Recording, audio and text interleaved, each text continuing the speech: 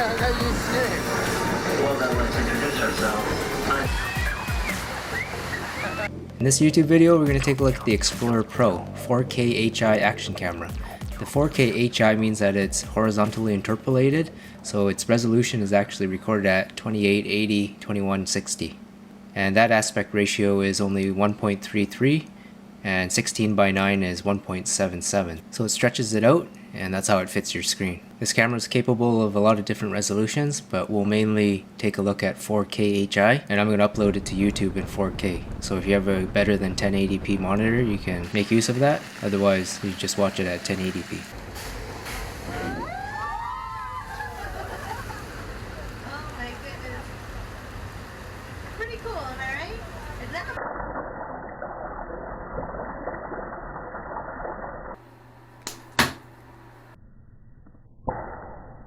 An important thing about an action camera is the battery life, because you're going to be out there recording and it's going to be in a waterproof case, so you want it to last a long time.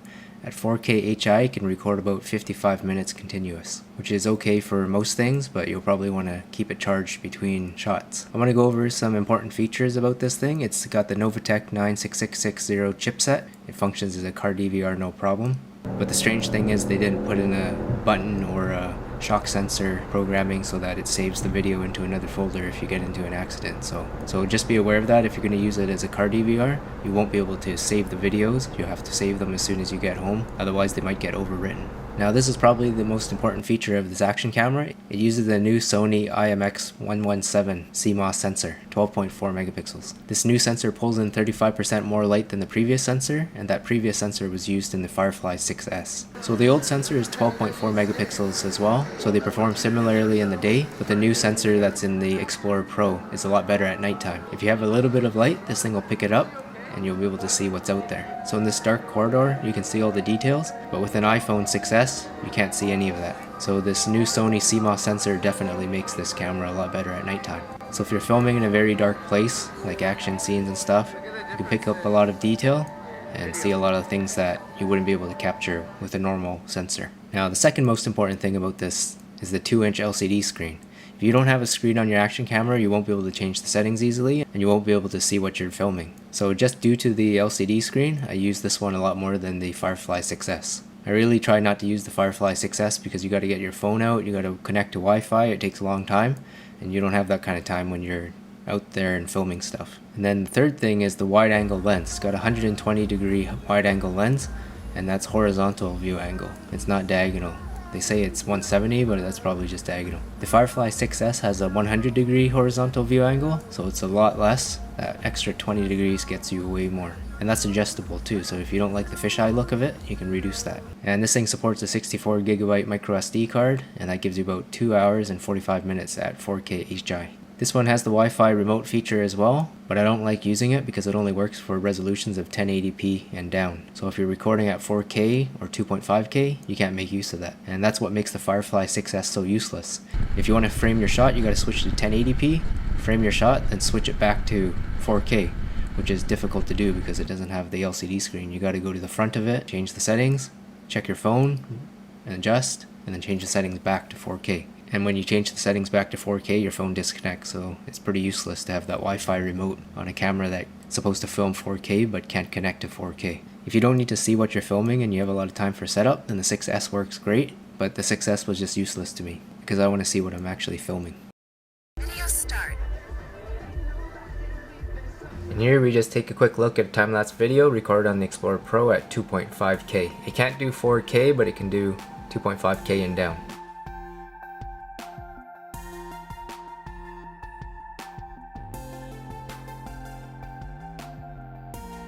So let's take a look at some comparison videos.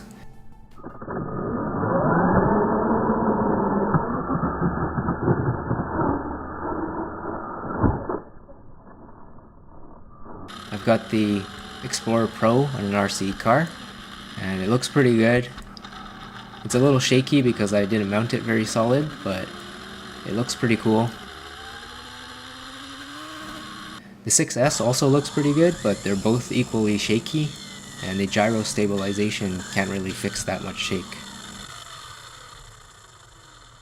Both of these cameras come with a lot of different mounts, so you can easily mount it in your car, and I just use the double-sided sticky tape mount to put it in my car. So on a sunny day, the Explorer Pro looks pretty good. Its colors are a little more saturated than the Firefly 6S, but the 6S also looks a little washed out because its gamma is so high and its brightness is so high, but you get a little more detail that way. But both of them are acceptable, and the quality of both of them is pretty good. The colors are a little more vibrant on the Explorer Pro, and they're a little more faded on the 6S, so it depends on what you kind of want. On a cloudy day, the Explorer looks pretty good, and again the 6S looks a little washed out, but it keeps a lot of detail.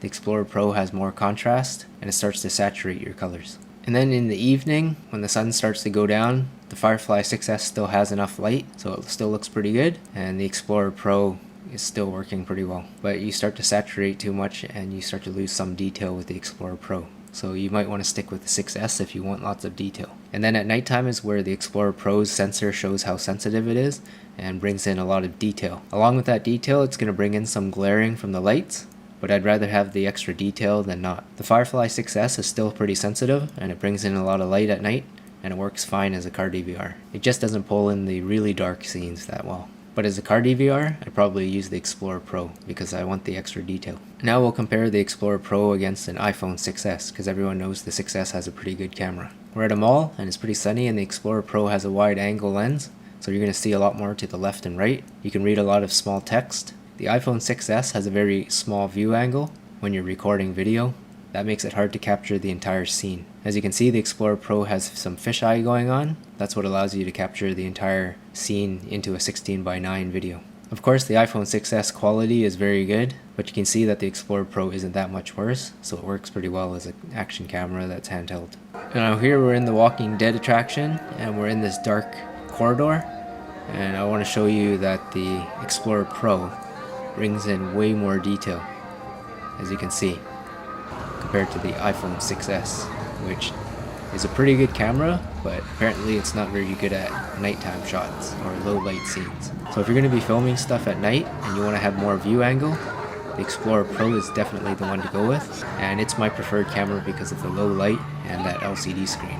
And here's the water feature, and the light bleeding that occurs with the Explorer Pro is starting to show here, and it starts to wash out your detail and ruin the scene. So the 6S does a lot better in terms of that. But having that wider angle actually makes the Explorer Pro a better camera to capture the entire scene. So now I'll just take a look at some videos from the Explorer Pro. Here's some daytime video at the beach, and you can see it actually looks pretty good. None of the colors are washed out, it's capturing a lot of detail.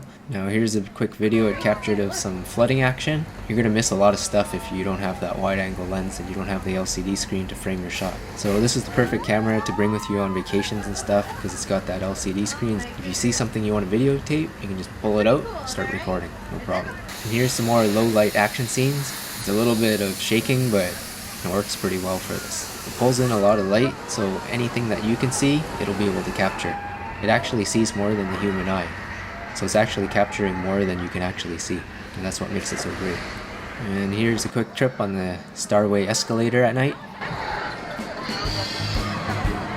Attention. This is the Starway escalator speaking. Shut the hell up and listen to this important safety announcement. When on the Starway, hold the handrail at all times.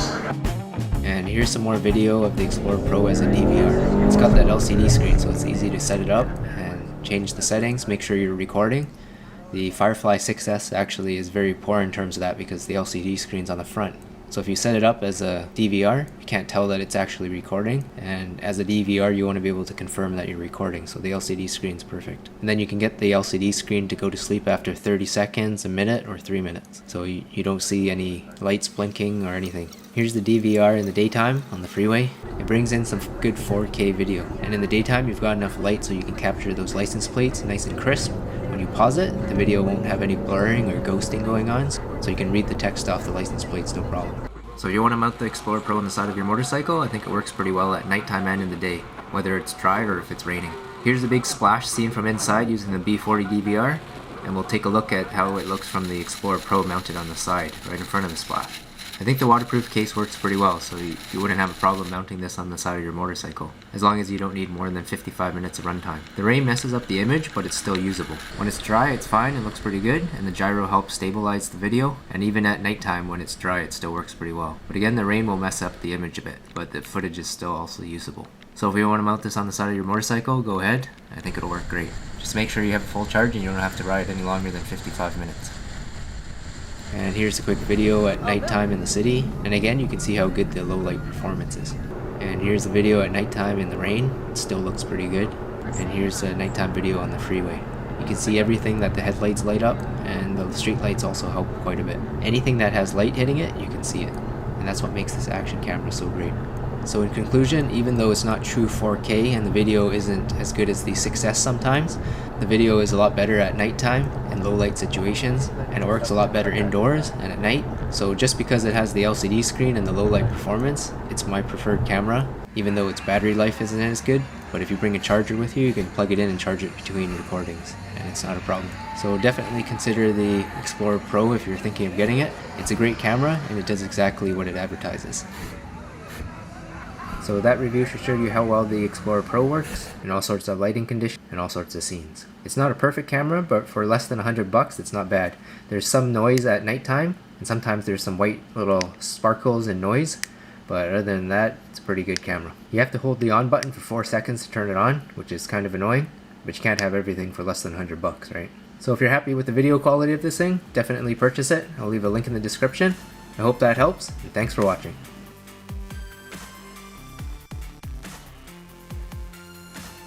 The user interface is basically the same. There's a button on the top for shutter, and there's 2 buttons to scroll through all the settings, and then you select using your top button. So to get to Wi-Fi, you have to actually click it like 8 times and then select it and turn it on. So that's pretty annoying. There's no Wi-Fi button on this. This one actually is better, and it has a Wi-Fi button. As soon as you hit that, it wants to connect to your phone. Then of course you have to log into your phone, log in, turn on the app. So you got to go to your Wi-Fi and connect to it. So I've already connected to it, and then you load up the app, and as soon as you load up the app, it should show you the video. So it's not super fast. It's got some delay to it. See that? It's like 1/1000. It's about a second. So I've connected the Pro to my Android, no problem. HTC One M7. But the Firefly seems to have problems connecting to the M7, but it's got no problems connecting to my iPhone. So I don't know what's up with that. But just keep that in mind, that the Wi-Fi may not be compatible with your phone. But that could just be my M7 and my iPhone. So take a look at all those details, and if you got any questions, leave them in the comments. Thanks for watching, and I hope that helps. And I've created 2 tables comparing these 2 cameras and all the specifications. If you want to look at those 2 tables, just pause the video and take a look. Just remember that the 240 frames per second doesn't work for this, so even though it lists it, you can't use it. It only records at 30 frames per second. The best that this can do is at 720p, 120 frames per second. And you can see that at the beginning of the video. The 240 frames per second video of the water splashing was actually 30 frames per second when I slowed it down, but when I popped the balloon at 120 frames per second, it worked a lot better. So that's the exact same as the Firefly. So if you like the Firefly's video quality better than this one, definitely get it, but it's got that display at the front, and the LEDs light up and you can't turn them off, so it's not a perfect camera. And just keep in mind that there's no display or anything on the back, so you can't see much, but it will blink that light to show you that it's recording. If you want to know about the interface, there's 2 buttons on the right side, power button in the front, micro USB HDMI output, and the micro SD card is on the side. That's a microphone on the side. To turn it on, you push it for 4 seconds, when the display comes on, and then you push the power button to cycle through picture mode, video mode, playback, and the menu mode. In the menu mode, you push up and down to get through the menu. I'll go through it quickly so you can see what you got. You've got resolution, 4K HI, and all those other ones I mentioned. The 240 doesn't work, so it only records at 30 frames per second. You've got your loop recording, so it'll delete the oldest file when you're using it as a car DVR. Turn on and off your gyroscope, on and off your wide dynamic range, time-lapse recording is only for video. This can't take pictures in time-lapse mode. All the settings for this are in the table, so just check it out for the details. You got your motion detection, which I don't think you should use if you're using it as a car DVR. You should just leave it on all the time. Turn the audio on and off. You can also do that with the side switch, bottom one. You can timestamp your videos. You can change the angles, so for the slow motion I changed it to 70 degrees so you can zoom in on that balloon. Diving mode just kind of cranks up your gamma and it looks kind of weird and orange, so you don't really want to use it unless you're really going diving. I don't even know if it'll look good for diving. The night scene doesn't seem to really work for me, but you can turn it on and see if it actually changes anything. Didn't change anything for me. The timer for taking photos, you got 10 seconds, run out there, jump in the scene. Image size is for your pictures. And every time you unplug the battery, everything goes to default, it seems. Keep in mind that the battery, don't take out your battery, otherwise your settings will all change, I think. Definitely the time. Burst, it didn't really work for me either. Image quality, sharpness, white balance, color, ISO, exposure value. Anti-shaking, that's probably for pictures. The gyros for your video. You can delete files. So if you're using it as a car DVR, it's good to have the screen because you can go through your videos, click on that video and protect it. I haven't tried that function out, but it should work. You can turn on the Wi-Fi from the menu or hit the up button when you're in video mode. You can change your SSID.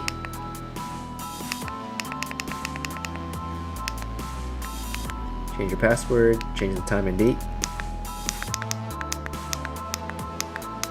Make it automatically turn off if there's no action. Make it beep, turn on and off the voice prompt, and I turn it off because you can hear the voice prompt in your video. It's pretty annoying, but if you're going go-karting or something, you can turn it on while it's on your helmet, so that's pretty handy. Turn on and off your on-screen display. And car accessory mode is good because it automatically starts recording if you put power to it. So if your cigarette outlet turns on and off, you can just hook it up to this and it'll turn on and off with your car DVR. You can change to all sorts of languages. Better keep it on English. Change your TV mode. If you turn that on, it'll turn this screen off and go to HDMI output. You can make the LCD screen turn off after 30 seconds, 1 minute, 3 minutes. Change the frequency, format the card, change the default settings. That's my version.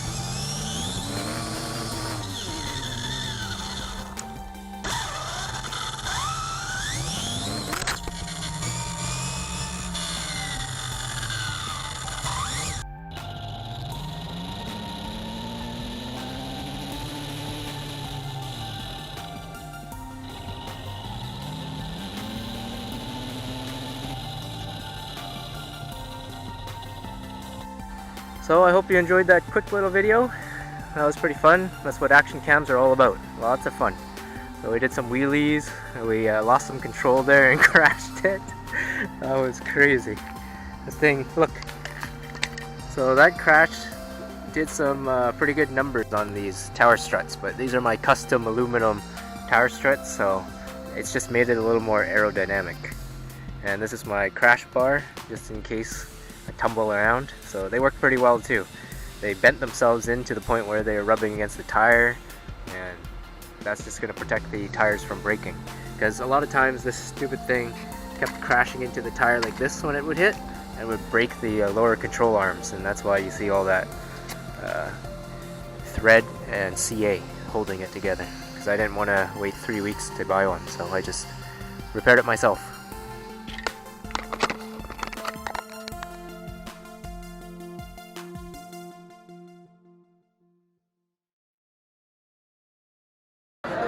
Face forward at all times when on the escalator.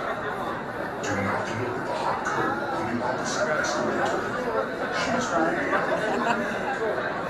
Do not attempt to get her phone on. It will only make you look pathetic and sad.